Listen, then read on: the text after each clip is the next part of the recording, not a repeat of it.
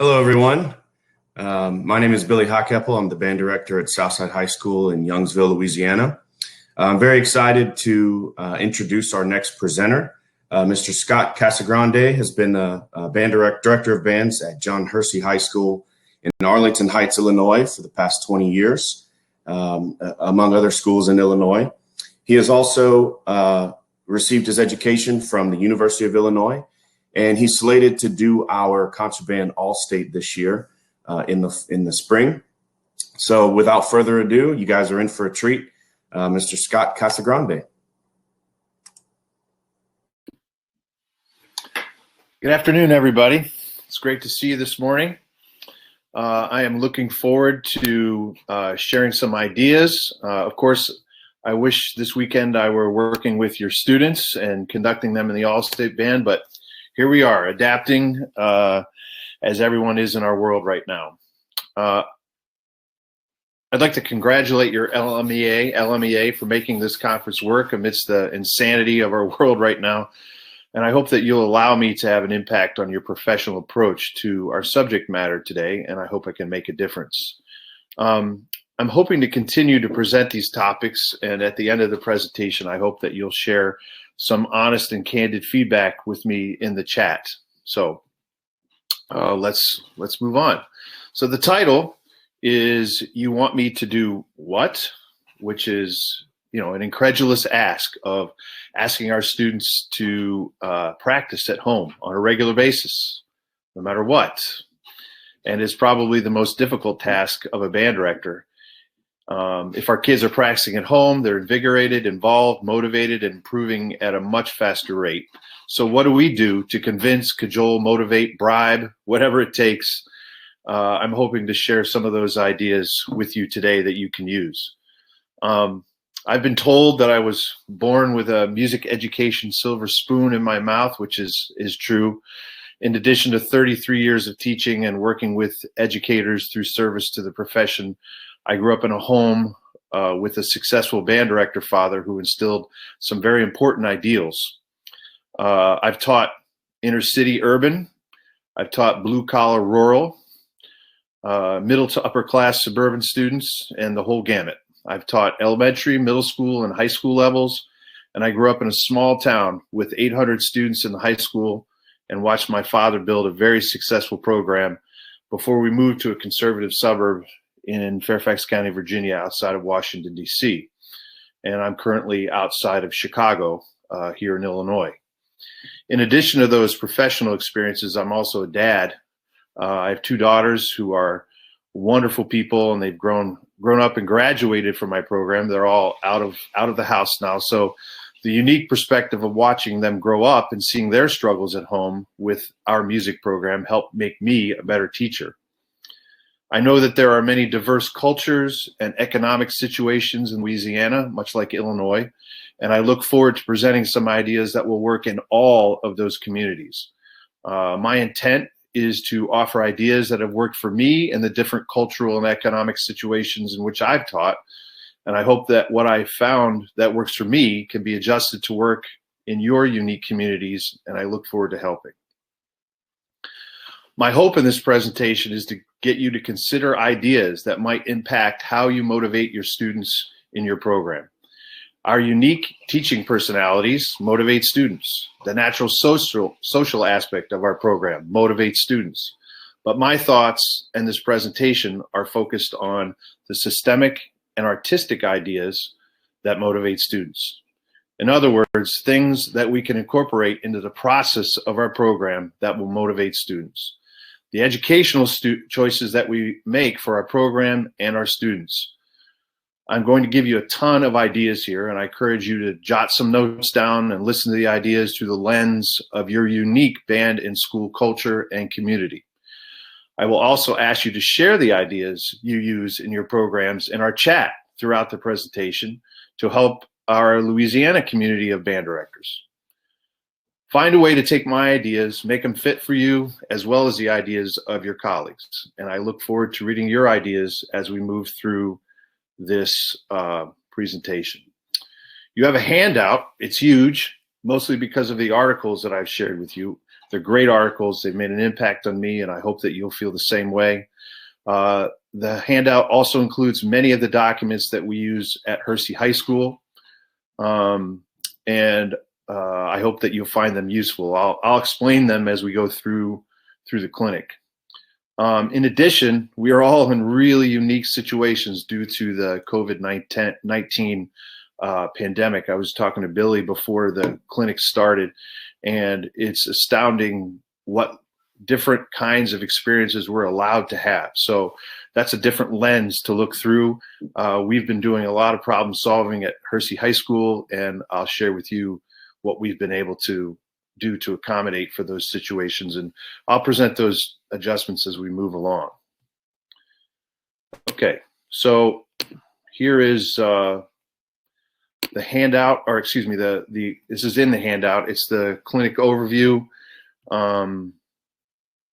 You can see that we'll do cover some intrinsic motivation, love of great depth, talk about student accountability, talk about private lessons. I really believe that there are things that you can do to make this work in your program, regardless of economic or culture in your school program, solo ensemble, use of some technology, smart music, music professor. So all of those things. All right, so why is it so difficult to get kids to practice? We have a lot of pressures on today's school music students, and they're increasing, they're changing. Obviously, you know, the first one is, and the most obvious, academic pressure. We can say that we have the smartest kids in our school, right, in the band program, and they are definitely feeling academic pressure. And they're also the same kids that are involved in a lot of activities. But what also about the COVID-19 pandemic is affecting practicing? I think it's different from one kid to the next. We just had our auditions 2 weeks ago. There were many surprises that I did not anticipate, both good and bad. First question here. In the chat, let's take a few minutes to list the things in our schools that distract our kids from practicing. I think it's interesting for us to put ourselves in their shoes, and I'm sure you'll have some great ideas to share. It'll be interesting to see what people are writing in here. And I hope to use the chat. As I mentioned, the chat features throughout the morning's presentation. So let's just take a minute and list here in the chat some challenges that our kids have for practicing.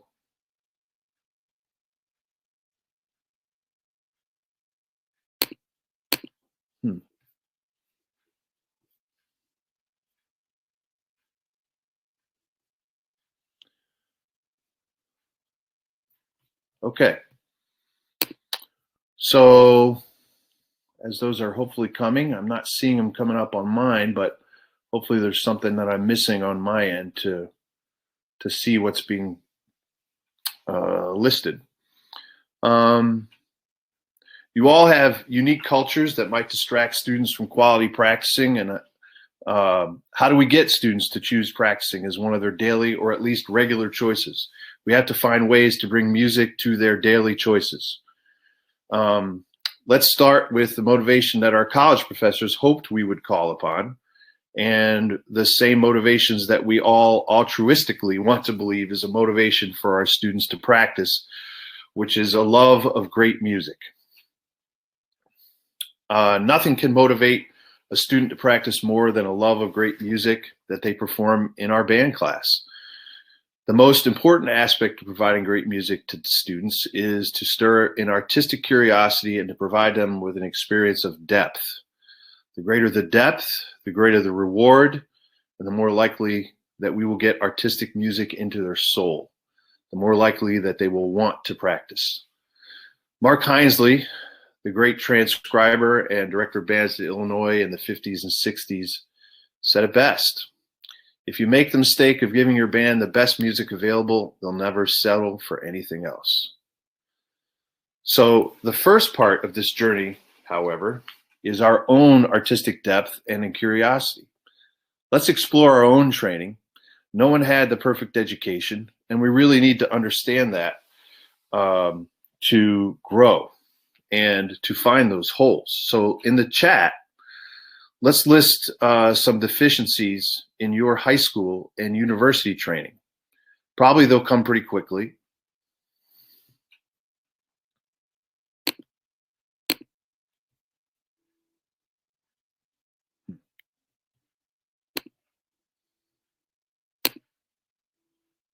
Hoping that you guys will add to the chat.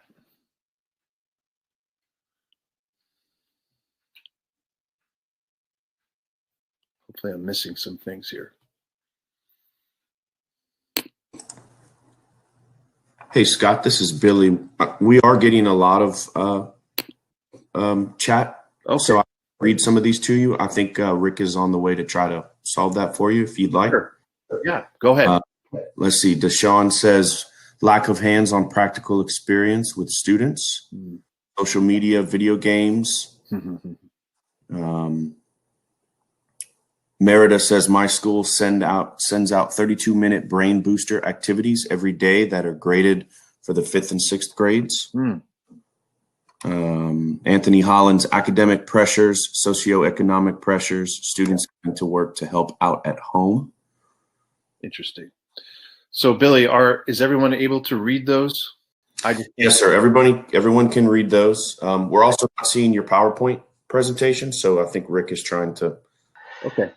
Great. Yeah, Scott, do you have the little chat button clicked? Yeah, I do. But where the red tab is, you have the chat button clicked, but you're not seeing any chats. Correct. I just see. Okay, I'm starting to see things now. Okay. Yeah. Okay, they're going up. I was going down. Sorry. Got it. Okay. Yeah. No worries. Good. Technology, right? You can see your PowerPoint? Yes, I can. You can. Okay, good. Yeah. Okay. So some of my deficiencies were no serious jazz improvisation training, no serious marching training, and no serious training on minor instruments. And I've had to compensate for those things. I am fortunate that the depth of my musical artistic experience was profound at every level. I feel that very lucky. And I know I'm not I'm luckier than many. So if the depth of your artistic experience was not great, what have you done to compensate for that? And have you grown artistically since college?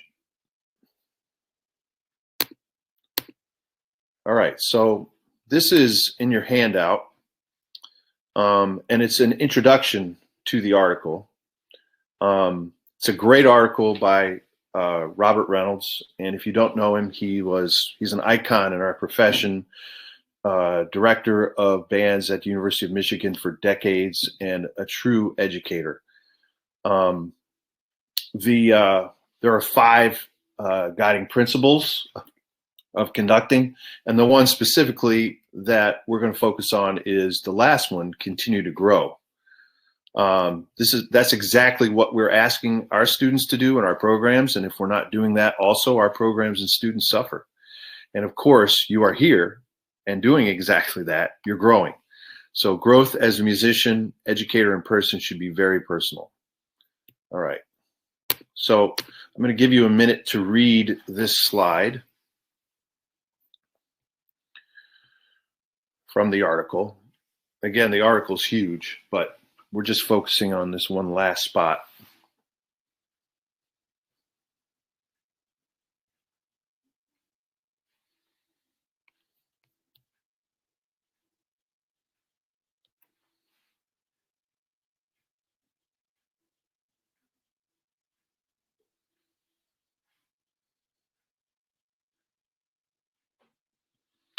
Okay, so I'll keep going. You can keep reading if you're not done yet.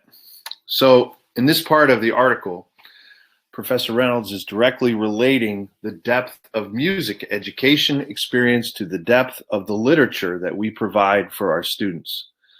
The depth of the literature chosen is directly related to the depth of our students' experience, which obviously impacts their practicing. So in the chat, this will be interesting. Name 2 pieces that you've performed as an instrumentalist, either in your college or high school band, that have motivated and inspired you and provided depth to your musical and artistic experience?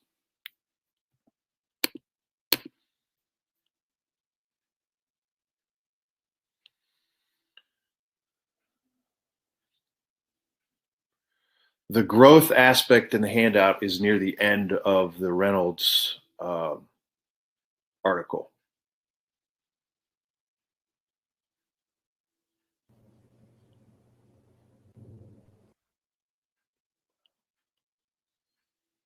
Yeah, Larry Dane's great stuff.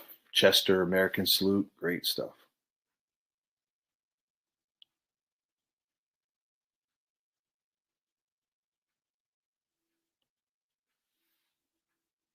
Yeah. Salvation is created. Transcribed by Mark Hausnecht from South Side of Chicago, Joliet. Great stuff. Yeah. So as you're continuing to log those things in, here are 2 questions for you to answer personally, not in the chat, just on your own. Have you at least shared that formative depth in your classroom and provided experiences for your students to reach that same depth of experience that you've had? And then, if one of the deficiencies in your own personal education was a lack of artistic depth, what have you done to grow beyond that and compensate for that deficiency? Have you grown beyond that formative depth? And if so, what have you done? I think those are things that we really have to ask ourselves if we're going to grow. So Rick, I'm moving back between the chat and the slideshow. I hope it's not changing or affecting anything on your side. So are you wanting to share your slides? Yes. Okay. Is everybody seeing Scott's slides? No, Rick, it's not going through. I would recommend that Scott, can we use the one that you sent to us a few days ago that's uploaded into this system? Sure. Okay. So well, I uploaded it again. Rick and I went through it earlier. Okay. Is that what you are trying to use right now? Yeah. The second version, which I uploaded earlier today, is what I'm trying to use right now. That's what I'm looking at. Okay. So it's not being projected and I don't see it in the room right now. Okay. It says that I'm sharing. Okay. Well, I'm not sure what's going on, but let me try this. Can you stop sharing whatever you're doing? Great. How's that? Yeah. Okay. Now we see it. Now we're in business. All right. I'll leave you to it. Thank you. Sorry about that. Okay. All right. So here's the next slide. But everything that's been on my PowerPoint is in your handout. So, okay. So the next slide is also in your handout. It's from Craig Kirchhoff, who's a director of bands at Minnesota, College Band Directors National Association icon.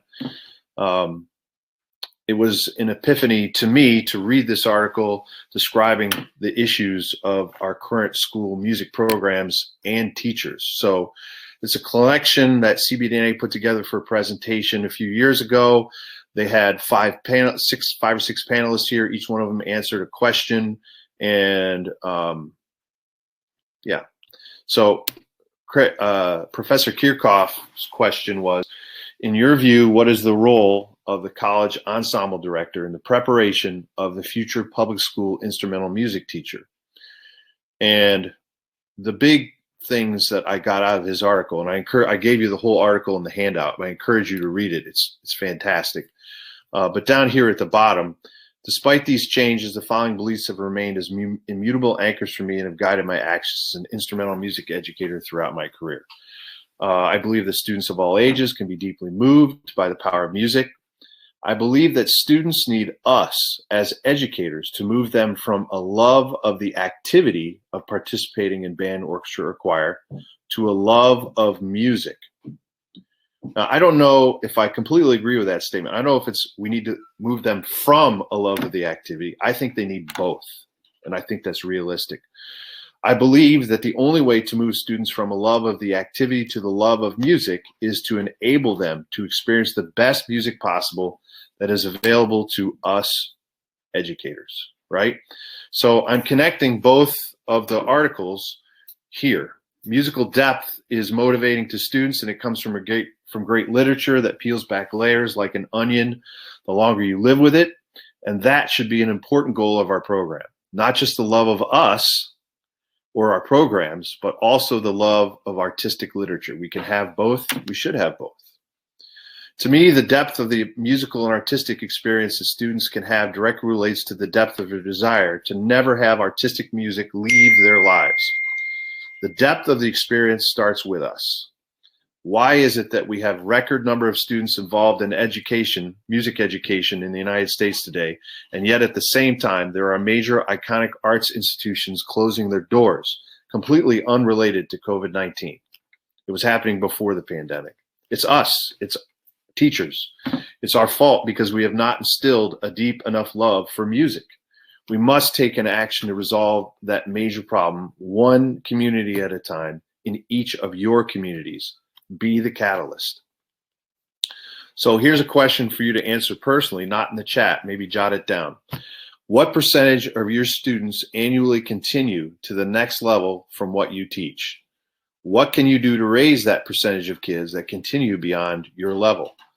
I believe it's directly related to the depth of musical and artistic experience that we provide. I'm very proud that most of the band students at our school continue to the next level of music. And I think I'm more proud of that than the accolades that our band program has achieved and accomplished. I focus on pushing them to go to the next level, to play at college, or to play in their community bands. We have lots of community groups around us, and I hope that they'll continue music making because of the depth of the experience that we've had. There are many issues that higher learning institutions must cover in order to fully prepare their teachers. And there are many holes that happen as a result, and the holes are getting larger.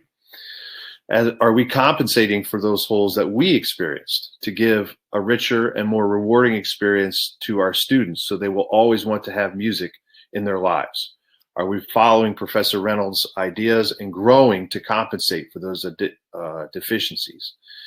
In Professor Kirchhoff's article, he recognizes and confirms the holes in our university education that we must compensate for.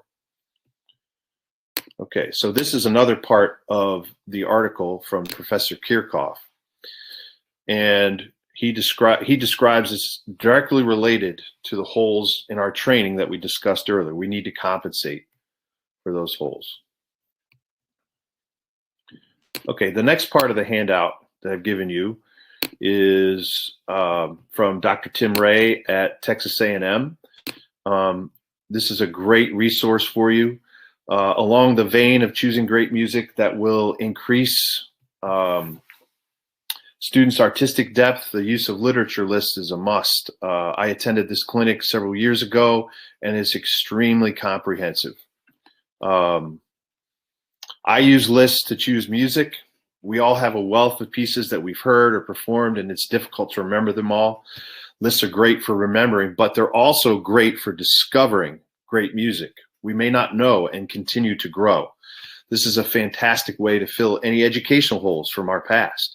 If we don't know a piece of literature on our respected colleagues list, we should learn it in hopes that it will broaden our own musical depth and in turn the depth of our students' experience, motivating them to practice.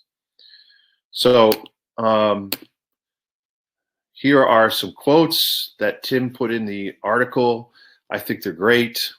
These are icons of our profession. Choosing music is the single most important thing that a band director can do, and it's the only thing a band director can do alone. I love that. And then here is kind of an overview. I'm just giving you this article as a resource, but there's great lists in there, criteria, practical considerations for choosing repertoire. I love the march aspect of it. I haven't been able to find a nice list of marches, recommended marches, including editors, and Tim has done quite a few March editions himself, and they're worth checking out as well. So I'm not going to spend any more time on that. Hopefully you can use it. All right, so on to the student accountability aspect. Auditions are a huge aspect of motivating kids in our program, and I think you can increase the efficiency and accountability and motivational aspects if you tweak it a little bit. The most important and impactful lesson I've learned and reinforced in my 33 years of teaching is that if it isn't tested, it isn't learned. A college professor said that to me, and it's a thought that has always stuck in my brain. In other words, students will learn material if they know that they will be held accountable for it. Even the most organized, motivated, and committed students must make choices in their busy and hectic day, and the chances that they will learn material is greatly increased when they know that they will be assessed.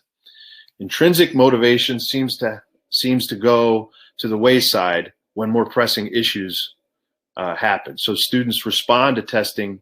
I think they respond even more now since I started this process as a young teacher.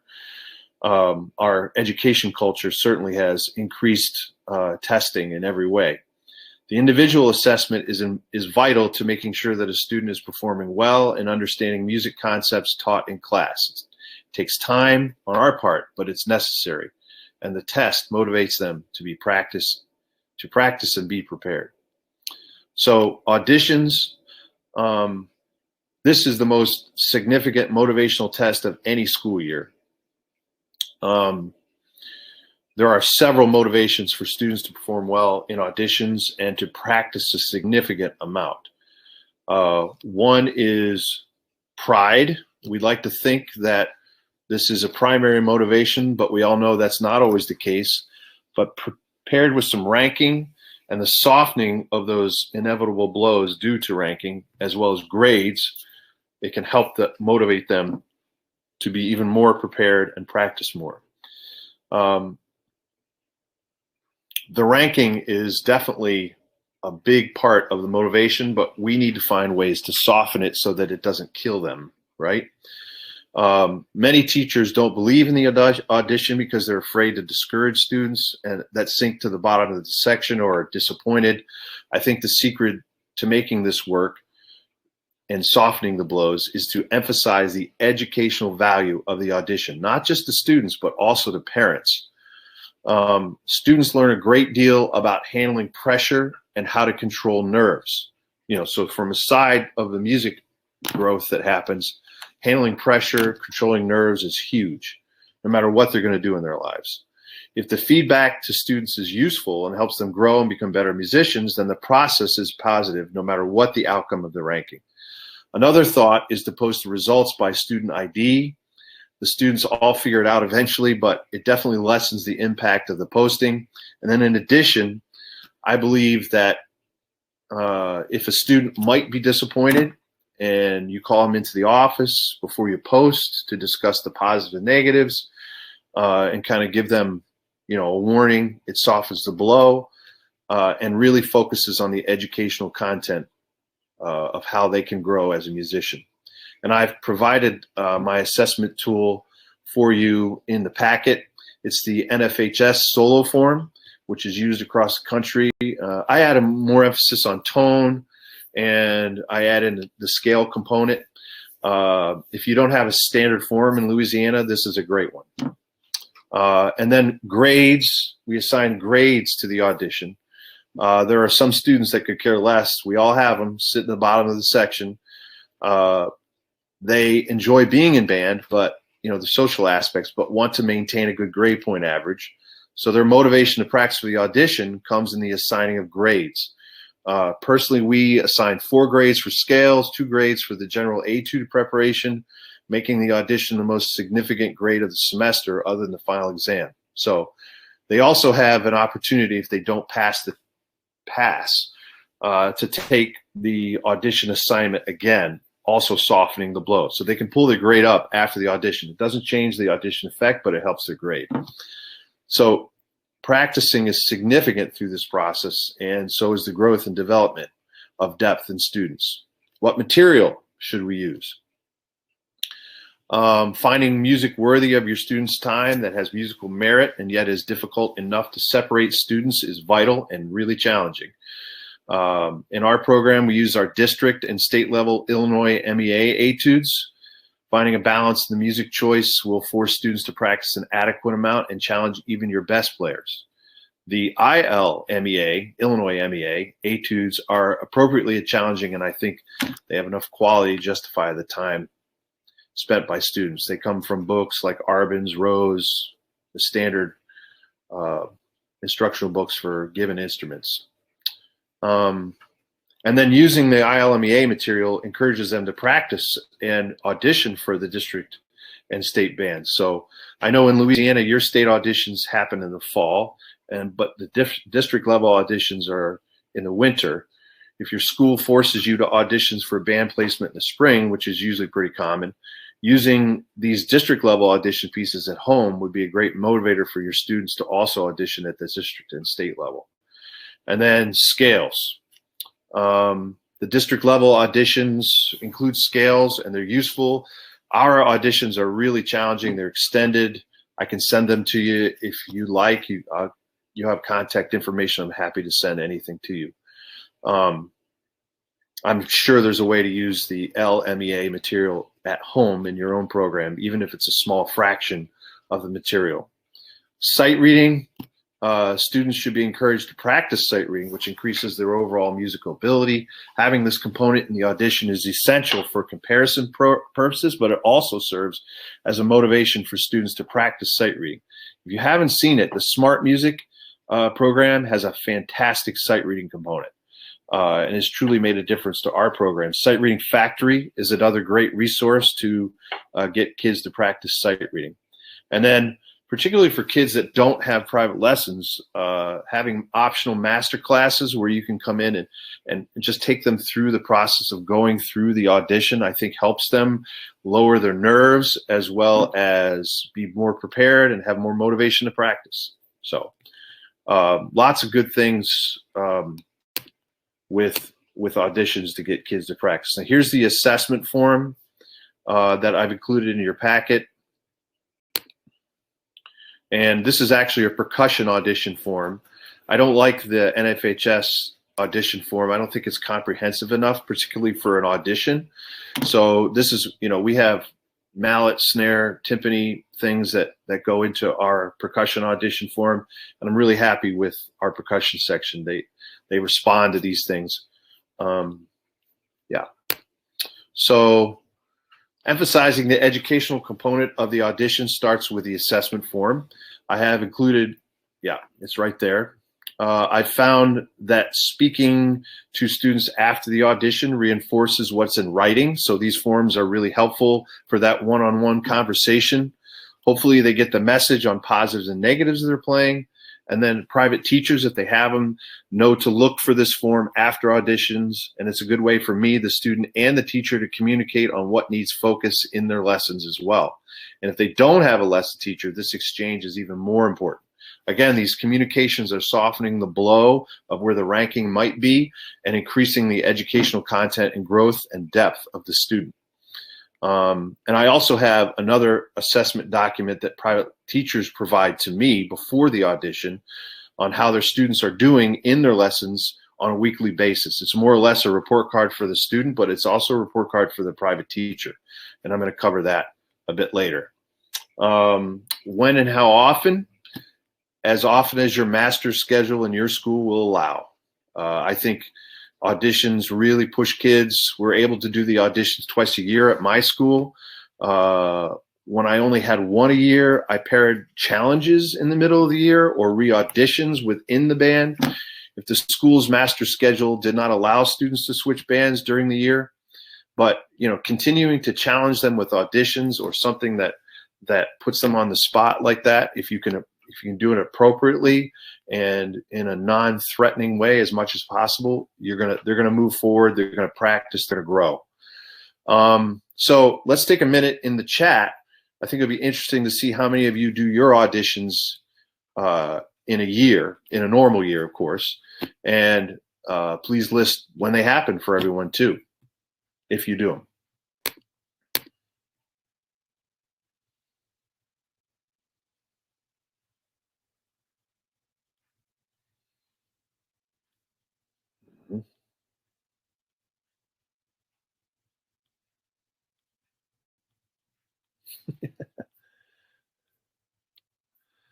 Okay.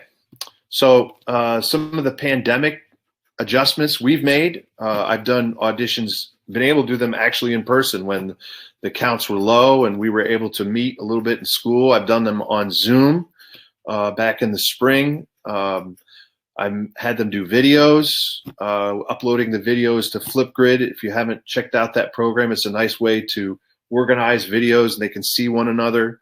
They can listen to one another, which adds another level of urgency to getting it right. Yeah. So let's take a second for all of you to list the kind of auditions you've been able to do during the pandemic since March, and if you've had to make any sacrifices.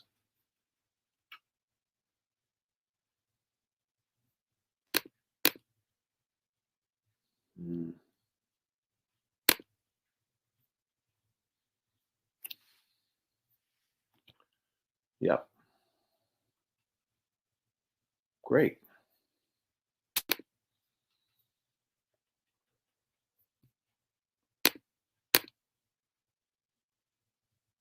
Okay. So student challenges, I mentioned that. Sometimes they work. You have to kind of gauge your culture, whether they'll react to them positively. When I was in high school, we did them all the time. They were definitely motivating, but I also felt that they had a negative effect on the camaraderie of the section and the band. So we actually don't do them anymore. But when I didn't have the opportunity to do 2 auditions a year, I definitely used the challenges and again tried to make as soft as I could to soften the blows and reduce the stress. But it's inevitable. It's going to be there. Okay, so part testing. Do you test your students on their parts individually? And if so, list how you do it for everyone. Let's put that in the chat. Do you do part testing? Yeah.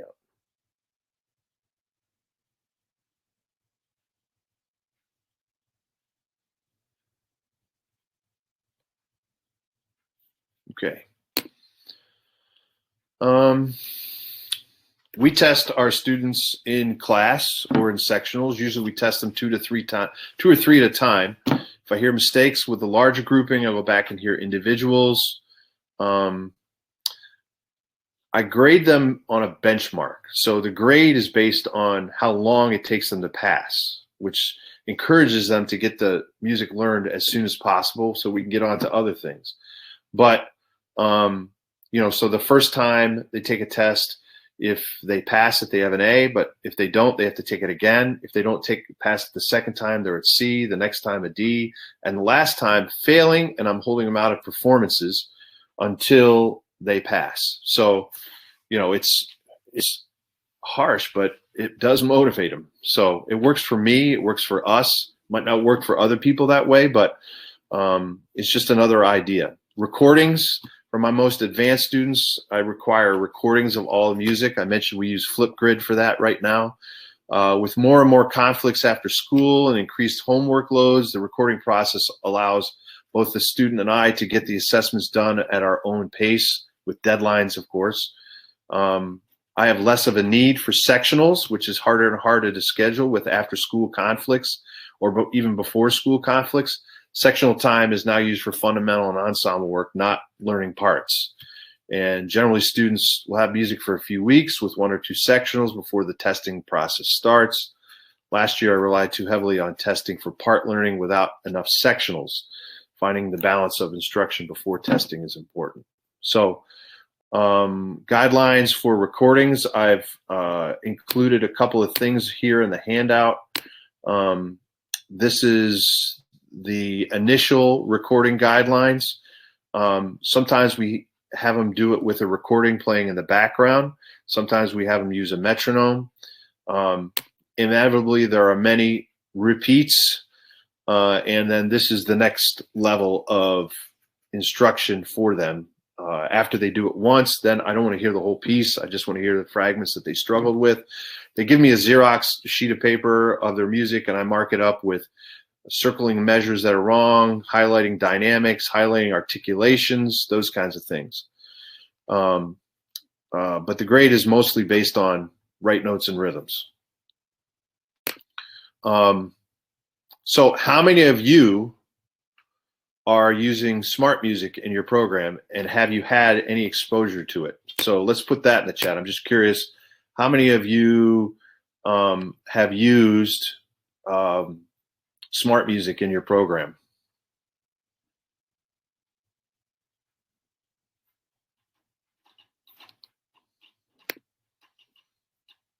Yeah, okay. So we use smart music. I've been using it for a decade at least for the testing process, and we require all students to have a subscription. We just build it into their band fee. It's pretty cheap if the school buys it. We've used the smart music assignments from their library, but since they've moved to an all website platform, the library has been reduced. I think they're growing it, particularly for more advanced groups. It's been reduced, but this has still been an important component for our program, particularly during the pandemic. I'm using it a lot during the pandemic. I've them complete all the assignments for a particular piece and then have them make recordings so I can get to all the detail that smart music doesn't assess. I think smart music is great to help the learning curve of learning notes and rhythms. So, okay.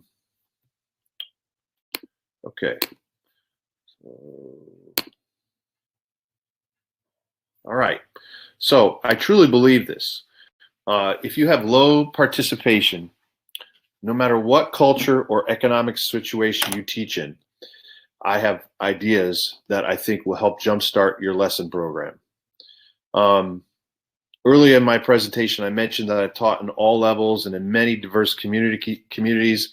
I can say without reservation that private or small group lessons can help and can happen no matter what the culture or economic situation is. We just have to encourage students constantly and make sure that structure and quality is the best that we can find. One of the positives of COVID has been the significant improvements in online music making. If you're not close to quality teachers in your community, or you're not happy with the teachers in your community, you can take advantage of that and get to a wider collection of teachers. Take advantage of that. There are many variations on a theme that can happen with private lessons. Group lessons, where everyone pays a little bit and gets a lesson. We have many poverty level students in our band. They use fundraising money to pay for private lessons.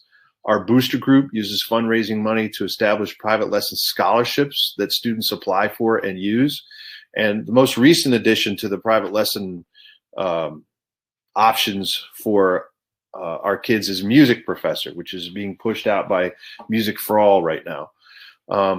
These are videos of private instruction as well as professional development for teachers. Minor instruments, which I mentioned earlier, are a big deficiency for me, and I have been going through these with my students. So it's a cheap and affordable thing. Go to the Music for All website. Check it out. Use of older students teaching younger students. I like to start with this aspect of lessons because if you have low participation in your programs, this is the fastest way to get it up and running. I've used it at all 3 schools that I've taught at, and it got the private lesson thing going quickly. So here are some documents that I shared with you in your handout. And again, if you need a Word document copy of it, I'm happy to share it with you. So in an effort to get younger students starting lessons earlier, we set up a program that involved having my best high school students teaching younger students. This program is effective getting the younger students started with lessons, as well as forcing the older students to rethink basic fundamentals of their playing and being a role model for the younger students. It's a win-win situation. In addition, we get the older students to take private lessons so they had professional feedback to get their own younger students started correctly. The high school students charge less money, so parents look at it as an easier step. The money the high school students make from the younger students' lessons help pay for their lessons with the pro. Another win-win. It's a great part-time job. So this first document is just an outline of the program that I shared with parents, as well as the middle and elementary school students. Maybe if you're a middle or elementary teacher, you can present it to your high school teachers, see if they're interested in making it happen. This is actually the form that students filled out, including, very important, that hold harmless agreement, right? And then the last document is actually the form that the high school students filled out to apply to be part of this program. And there's a lot of things that they had to ask. And of course, you know, it was an honor for them to be involved in the program. There's a nice little income for them.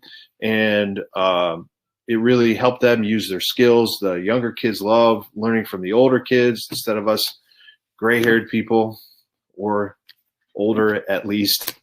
So it was really helpful for us.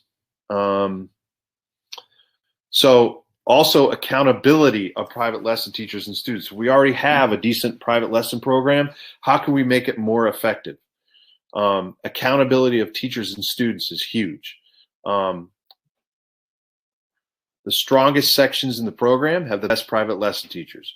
The effectiveness of private lessons and private teachers has a direct impact on the quantity and quality of student practice. I think often band directors feel lucky to just have private teachers. And if you're fortunate to have several in your area, these teachers should be interviewed and put on your list, or teach in your school. And the assessment of their work with your students is vital. If you don't have an abundance of teachers close to you, explore the virtual lessons with quality teachers. More and more teachers are open to this during our pandemic situation. Since at Hersey, since the pandemic happened, all of our lessons have been online, although a few of the teachers have taught outside during the warmer months. You might be able to do that in Louisiana, not here in Illinois right now. I've had to monitor more closely the students taking private lessons online since the pandemic, since they're not in the building anymore. So this next form in your handout has been so important to our private lesson program. One of the most helpful assessments of the effectiveness of private lessons is the extra credit form that you have. I use giving students private lesson extra credit on their auditions. It's not reflected in their grade. You'll get in trouble with that, but gives those students that take lessons extra credit on their band and chair placement.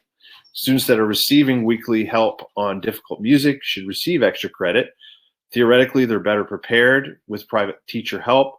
I've included the form. So here it is. You can take a look at it. Basically, out of 100 points, I'll give them 4 extra. 2 are based on how prepared they are. 1 is how many actual lessons they had. And then another if they're doing anything outside on their school instrument. And the teachers give this back to me. This also helps me to assess the effectiveness of the teacher. If the teacher indicates they're 100% prepared all the time, showing up to all the lessons, and they're bombing the audition, and you know it's not nerves, I think there's a problem with the teacher. This assessment also serves as an impetus for dialogue between the student and the private teacher on their progress over the semester. It's kind of a report card. The audition and the audition extra credit form is something that I try and discuss with every lesson teacher before or after auditions. And that dialogue between the lesson teacher and me helps benefit the student and the program. So there's win-wins all over the place. Get your parents involved in the auditions, right? Lesson content. I mentioned earlier that we use the LMEA auditions. It challenges kids. Jazz improvisation lessons are things that we use as well. So there's a lot of opportunity here to assess and make your private lessons as viable as they can be. Okay, so solo ensemble. Very quickly, I'm running out of time here, I know. Do you do a solo ensemble contest for your students? Let's put that in the chat. List when and where it happens if you do it. And do you run it in-house or with a larger organization? The connection of solo ensemble to private lessons is huge. It's another thing for teachers to assess. It's so important for the student growth over the course of the school year. It's something they look forward to. In Illinois, most of the schools here are running them on their own. Last year, because of the pandemic, we ended up doing the whole solo ensemble contest on Flipgrid. I hired evaluators and gave them the link to those videos, and they gave assessment. It worked great. Also, running it ourselves helps us put it in a place where they might be distracted from practicing. Like for us, the big state event is at the end of the year. That's also the same time the AP testing is happening. So planting that solo ensemble contest at least keeps them with their eye on the prize and not getting too distracted from the stress of preparing for the AP test. So it helps. Solo ensemble is so important to the growth of kids. Practice cards, I think mostly younger bands will do this. I remember filling them out when I was a kid. When I was teaching elementary and middle school, I used them. I think it's a great motivation to practice, and it definitely involves the parents in that aspect. And then your Louisiana LMEA audition material, another resource for you. I've been talking about that. And I mentioned Smart Music and Music Professor. So, whoops. Yeah. So, so here are the things I covered. Some of the technical difficulties kind of threw us a little bit, but continue to find ways to grow and discover the next level of artistic depth in ourselves. That was from Professor Reynolds. Finding creative ways to teach your students to love the art of music in addition to loving you and your band program, from Professor Kirchhoff. Researching the best music through lists to continue to grow personally, as well as inspiring your students through intrinsic motivation. Improving student accountability through auditions and part testing. Improving the size and effectiveness of your private lesson program. Finding a way to make solo ensemble an important component. Exploring the inclusion of LMEA audition material and practice cards in your program. And maximizing the use of programs such as Smart Music and Music Professor. We need to keep growing and working together to make the most of every opportunity available in the coming months of COVID-19. And I'm sure it's not going to get better for a little while. If you could please, everybody, just list for me, it will be really helpful, what was most valuable to you today, as well as what was least valuable. I felt a little bit rushed. I'm sorry that we weren't able to spend as much time on some of these, but I've done this presentation a couple of times, and I hope to continue to present it. So your feedback is super helpful. So I mentioned if you need resources from me for any reason, here is my contact information in case my cell phone's there as well. Do not hesitate if you need a Word document of something that I handed out, or questions, or if I can help you in some way anytime in the future. And I look forward to conducting your students in the All-State Band next March. Thanks for being here, everybody. I appreciate your time.